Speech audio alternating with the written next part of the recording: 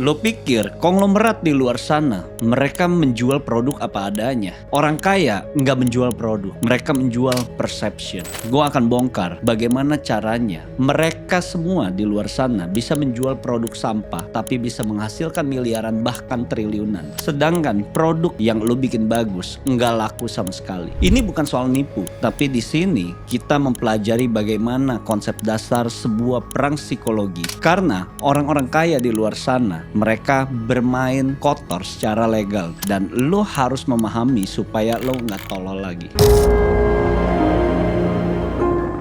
Lu pasti pernah mendengar motivator atau dosen lo bilang, bikinlah produk yang bagus, ketika produk lo bagus orang akan kembali lagi. Sedangkan ketika lo sudah mulai jualan dan membuat sebuah produk itu sebagus mungkin, hasilnya mana? Bahkan banyak bisnismen ketika mereka membuat sebuah produk pertama kali, banyak yang bangkrut kan? Karena ketika lo membuat sebuah bisnis, yang paling penting itu bukan produknya, yang paling penting persepsinya. Orang itu melihat produk lo itu seperti apa, bukan hanya sekedar membuat sebuah produk bagus. Tapi di sini lo harus memahami kenapa produk lo itu bisa laku dan gak laku. Lo harus bisa melihat orang-orang kaya di luar sana, bagaimana cara mereka bermain, bagaimana cara mereka berpikir, hingga akhirnya mereka bisa menghasilkan pundi-pundi uang. Membuat produk yang bagus itu hanya menyelesaikan 30% masa lalu. Jadi bisa dibilang bullshit jing. Kalau lo pengen membuat produk lo laris, lo harus bisa melihat orang kaya itu bermain seperti apa. Realitanya pasar itu buta soal itu. Mereka hanya peduli dengan persepsi dan hype di luar sana. Lu udah lihat kan, Labubu itu rame. Padahal kalau gue tanya ke lu, boneka itu gunanya apa sih sehari-hari lo pakai?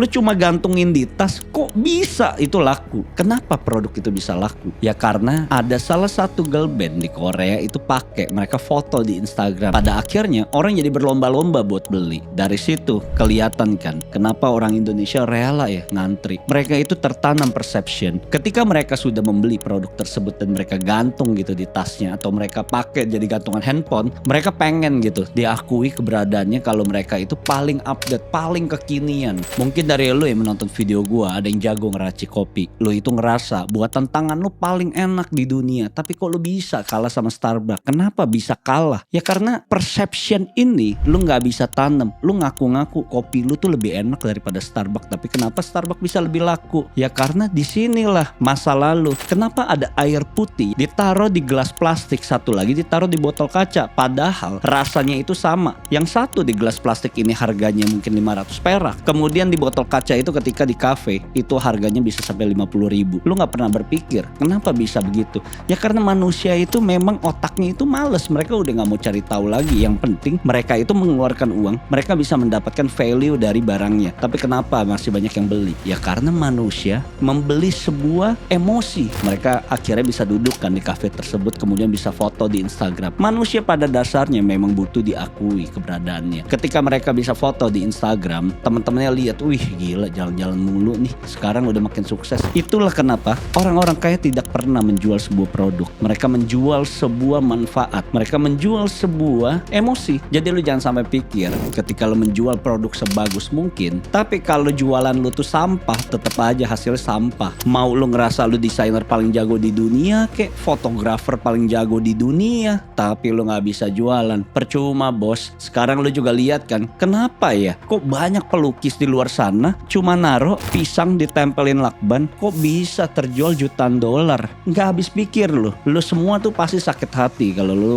punya jiwa seni, karya lu jauh lebih bagus, tapi lu nggak bisa menjualnya. Mereka itu udah sampai masuk ke luar negeri, udah sampai diakui dunia. Artinya perception orang lain, lo itu murahan, makanya orang berani nego harga murah. Jadi ketika lo ingin menjual sesuatu, hal yang harus lo tanam bukan hanya produknya, tapi bagaimana caranya lo bisa menanamkan produk yang lo jual di kepala audiens lo. Mau lo jual produk murah kayak mau lo jual produk mahal, itu sama. Bagaimana caranya lo menanamkan perception di mata audiens lo. Karena sekarang di zaman persaingan yang lebih ketat, siapa yang paling hebat menanamkan positioning dia yang menang. Jadi sekarang masukan gua buat kalian semua, harus mempelajari jualan itu sejauh mana. Jangan cuma melulu bagaimana cara membuat produk yang bagus, karena membuat produk yang bagus hanya menyelesaikan 30% permasalahan lu. Gue pernah juga bangkrut dalam bisnis sepatu. Kenapa? Karena gue bisa membuat produk bagus tapi gue gak bisa jualan. Gue udah benerin fiturnya bagus-bagus, ternyata produk gue gak laku. Gue gak bisa membangun perception di saat itu. Gue gak bisa membangun citra produk gue bisa sejauh mana. Padahal di saat itu ada penjual dari Italia itu pengen ngambil produk gue, sedangkan gue gak bisa menjual produk gue karena gue masih kepikiran produk gue bagus atau enggak ya, produk gue layak gak ya diekspor. Itulah pemikiran goblok gue. Daripada lu perbaikin produk lu tapi gak bisa jualan, mending lu belajar jualan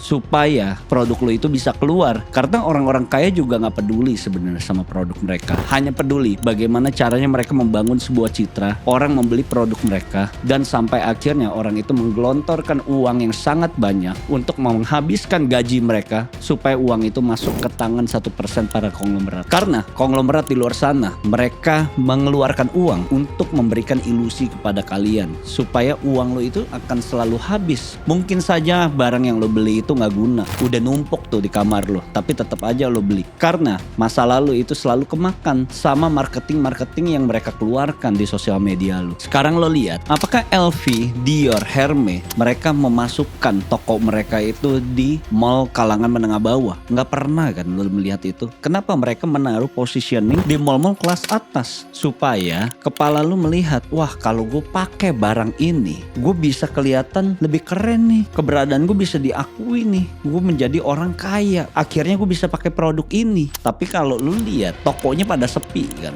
Kenapa mereka bisa bertahan? Mungkin pada saat pertama-tama nggak ada omset, karena itu ialah salah satu strategi pancingan mereka untuk membangun sebuah persepsi di mana mungkin produknya itu build quality-nya sama yang kita lihat di Indonesia punya kerajinan tangan itu nggak kalah gitu. Tapi kenapa di Indonesia dengan model tas yang sama itu harganya paling mahal ya, yang nggak ada mereknya, udah tas kulit itu paling 1 juta. Sedangkan ketika lo beli Hermes itu harganya sudah ratusan juta, LV itu harganya hampir 100 juta. Kenapa bisa begitu? Ya karena perception itu sendiri, bagaimana cara mereka memframing sebuah produk supaya kelihatan ini premium. Jadi ketika lo ingin menjual sebuah produk, lo juga harus memahami apa yang market itu rasakan dan apa yang mereka pikirkan setelah membeli produk lo. Jadi lo harus bisa melihat evolusi apa yang terjadi ketika mereka menggunakan sebuah produk lo. Di tahun 2016 gue sempat jalanin bisnis sepatu. Gue masih ingat betul pada saat gue datang ke Jogja, ke Surabaya, itu gue cari tuh pabrik-pabrik kecil di luar sana dan akhirnya gue ketemu pabrik yang bisa membuat tas. Gue tanya dong, ini tasnya harga berapa duit nih? Terbuat dari kulit buaya, lo bayangin. Harganya itu sangat murah sekali untuk kulit buaya. Cuma 2 juta bos. Tapi sedangkan kalau lo ke mall, harganya itu udah di markup puluhan kali lipat. Bahkan ketika gue pernah ke luar negeri, gue lihat itu tas buaya, ada yang harganya 100 juta lebih, bahkan 200 juta. Jadi lo bisa bayangin ya, kenapa bisa harganya sampai ratusan kali lipat kayak begitu? Ya karena adanya perbedaan dong ketika lu beli langsung ke pabriknya sama lu beli ke tokonya. Perception yang ditanamkan itu berbeda. Kalau teman-teman lu nanya, ini tas yang terbuat dari kulit buaya lu beli di mana? Gue beli di US. Lebih bergengsi mana? Lu beli di US atau lu beli di pabrikan Jogja? Dari situ aja sudah bisa kejawab. Manusia mengeluarkan uang karena emotion. Jadi sebenarnya dalam teknik marketing ini lu harus belajar bagaimana caranya lu membungkus sebuah produk yang tadinya mungkin barang lo sudah sangat bagus, tapi kok gue gak bisa ya jual barang ini jadi mahal. Karena dalam proses lo memframing produk lo itu kurang kelihatan bagus. Otak manusia itu didesain mereka bisa melihat produk ini kelihatan bagus atau enggak. Ketika lo ditawarin Ferrari harga 50 juta, otak lo tuh mikirnya apa? Lo pengen beli atau enggak? Mungkin otak lo akan berpikir, Ferrari ini jangan-jangan bekas tabrak, bekas banjir, jangan-jangan ada fitur yang rusak, nanti gue beresinnya repot kali ya ketika gue beli produk ini. Disitulah manusia akan selalu muncul keraguan. Mau lu jual produk mahal, mau lu jual produk murah, ini selalu ada keraguan. Tugas lo ialah bagaimana caranya lu menutup gap information dari orang yang merasa produk lo ini menimbulkan keraguan. Jadi di sini bukan hanya sekedar lu jual barang itu murah, yang penting laku. Jual barang 35.000, 50.000, sedangkan lu bisa jual harga 300.000. Kenapa lu tidak mencoba menjual produk jauh lebih mahal? Tentunya profit lo ini akan jauh lebih besar. Jadi gue bisa bilang, kalau lo ngerasa diri lo jago dalam jualan, produk lo harus mahal supaya lo bisa bisa menantang diri lo, seberapa jago diri lo. Gue akan memberikan contoh beberapa teknik manipulasi para orang kaya. Orang kaya nipu gue mulu ya, kenapa gue bisa tertipu? Makanya lu jangan terlalu polos, karena pada saat lu menjual sebuah produk, nggak akan terlepas dari yang namanya marketing. Marketing ialah sebuah teknik atau strategi. Jadi ketika lu mengetahui konsep marketing ini, lu harus membuat bagaimana caranya orang berpikir produk lo ini ialah produk yang paling layak untuk dibeli. Salah satunya ketika lo ingin booking hotel dan ketika lo pengen check in kamarnya, tulisannya apa? Sisa 2 kamar lagi, sisa 1 kamar lagi, supaya lo itu terburu-buru untuk membeli. 3 jam kemudian akan selalu ada tulisan sisa 1 kamar lagi. Bahkan tulisan tersebut nggak berubah. Karena apa? Ya karena tugas marketing itu sendiri ya menyuruh lo untuk membeli secepat mungkin, membuat keputusan secepat mungkin, karena memang otak kita memiliki otak reptil. Otak reptil itu bekerja untuk survive, untuk menyelamatkan diri. Manusia itu lebih takut kehilangan daripada untung. Lu juga pernah kan pasti melihat promosi yang dilakukan sebuah brand. Ini diskon 50%. Gua akan buka sampai jam 12 malam. Nanti ketika jam 12 malam promo itu tutup. Dan akhirnya sebelum jam 12 malam itu lu melakukan sebuah purchase atau melakukan sebuah pembelian supaya lu itu cepat untuk membuat sebuah keputusan, karena memang itu ialah salah satu teknik manipulasi yang paling dasar. Mereka akan melakukan 1001 cara untuk membuat uang kita itu keluar. Ketika lu melihat ada flash sale juga, harganya nggak wajar. Handphone harga 10.000 perak, kemudian habis itu rebutan tuh untuk beli. Akhirnya ketika lu beli tidak mendapatkan apapun, lu itu ngerasa fine aja lah, memang gue lagi nggak hoki. Nah itu ialah salah satu teknik manipulasi. Bahkan ketika lu membeli 10.000 perak itu, kalau dikumpulin ada orang berbondong-bondong untuk membeli di jam yang sama, ada 10.000 orang lagi. Lu bisa bayangin itu berapa banyak yang dikumpulin dari uang tersebut. Sekarang lu mungkin akan bertanya-tanya, terus gimana cara gue menjual produk gue sedangkan modal gue kecil? Gue nggak kayak lu kok, duit lu banyak sedangkan modal gue nih pas-pasan. Ya udah, ini paling simple, lu jual aja produk digital, karena lu nggak perlu modalnya itu besar. Lu hanya membuat produk ini sekali dan lu bisa jual berkali-kali. Gue nggak pernah melihat bisnis model seperti ini, tapi bisa lu coba. Lu mau percaya atau enggak itu terserah lu. Ketika lu menjual sebuah produk digital, yang harus lu pahami, orang itu membeli solusi dari lu. Mungkin lu punya pengalaman, hidup lu itu sering dihina-hina sama orang gara-gara muka lu butek, perut lu gendut. Setelah beberapa tahun lu mencoba melakukan diet, menjadi kurus dan badan lu proporsional. Disitulah solusi dimana lu bisa menjual sebuah produk lu. Lu mulai ngonten, mulai memperkenalkan produk lu ini seperti ini loh, inilah cara diet gua. Dan akhirnya ketika orang mendapatkan konten lu, mendapatkan iklan lu, dia mulai percaya sama lu karena persona lu, dimana lu bisa melakukan perubahan 180 derajat. Jadi gue percaya setiap orang punya kelebihannya masing-masing. Cerita gue dan lu itu tentunya berbeda. Gue bisa sampai di sini, gue bisa keluar dari neraka kemiskinan ketika gue diremehin sama keluarga gue, dan akhirnya gue bisa sampai di sini. Gue dari personal branding bisa punya teman-teman yang luar biasa yang gak pernah gue bayangkan. Gue bisa kenal sama konglomerat dari mana? Ya dari personal branding gue. Banyak hal yang bisa gue dapatkan ketika gue mulai ngonten. Dan ketika lu mulai ngonten, lu bisa menjual specialty lu. Gue juga punya pengalaman, ini adalah salah satu kerabat gue juga. Dia hidupnya itu berubah 180 derajat, udah bisa beli rumah dari jual digital produk mereka. Dan mungkin ketika lu mendengar hal-hal seperti ini, lu udah gak kaget kalau lu udah pernah ngejalanin. Tapi kalau lu gak pernah ngejalanin sama sekali, mungkin lu akan skeptis, emang ada bisnisnya seperti ini. Karena ketika lu sudah tahu produk digital ini punya potensi yang sangat tinggi, tugas lo ialah bagaimana caranya lu bisa menjual. Menjual produk digital sama dengan lu membantu banyak orang untuk menyelesaikan masalah yang mungkin mereka itu sedang mencari solusinya, dan akhirnya ketemu lo yang bisa menyelesaikan masalah mereka. Ketika gue mulai ngonten seperti ini, sebenarnya ini ialah salah satu janji gue kepada yang di atas. Ketika gue sukses, gue harus membagikan ilmu gue. Jadi nggak ada yang gue umpet-umpetin. Lo salah satu member gue di Digital Conversion, lo juga akan mengetahui apakah ada ilmu yang gue umpetin.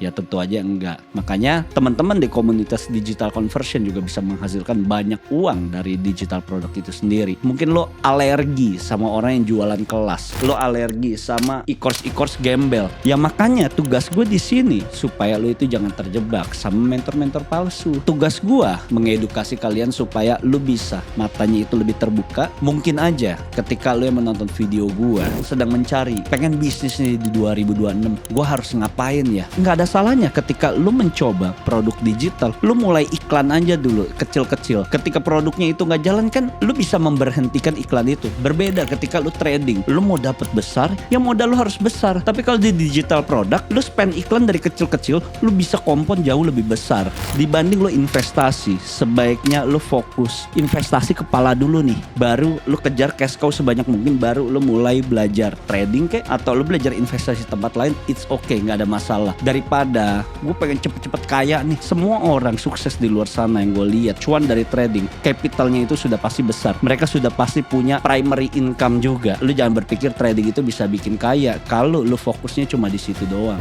Jadi fokus lu sekarang yang lagi ngerintis, kejar cash cow sebanyak mungkin. Dunia ini ibarat hutan rimba. Kalau lu memilih jadi domba yang mengembik dan lu bilang, tapi kok gue gak mau jadi orang manipulatif, ya silakan, pilihan di tangan lu. Tapi lu jangan nangis kalau lu dimakan sama serigala yang licik. Kompetitor lu tuh gak tidur, mereka juga belajar psikologi, mereka belajar copywriting jahat buat menguasai pikiran lu. Kalau lu belajar dengan prinsip moralitas yang salah, ya lu jangan heran gitu, hidup lu bakal digiles sama orang lain. Gue gak nyuruh lu jadi penjahat, tapi di sini lu harus menjadi pembisnis yang sadar bahwa dunia ini gak sebaik itu sama lu. Mungkin aja lu punya produk yang bisa ngubah hidup banyak orang, tapi kalau lu menjual di tempat yang salah, produk lu gak bakal sampai di tangan orang lain yang membutuhkan. Lu berdosa kalau lu punya obat kanker tapi lu gak bisa jualan. Pada akhirnya pasien itu membeli produk palsu dari orang yang jago ngomong. Menguasai dark marketing bukan berarti lu jahat. Dengan lu menguasai ilmu scarcity,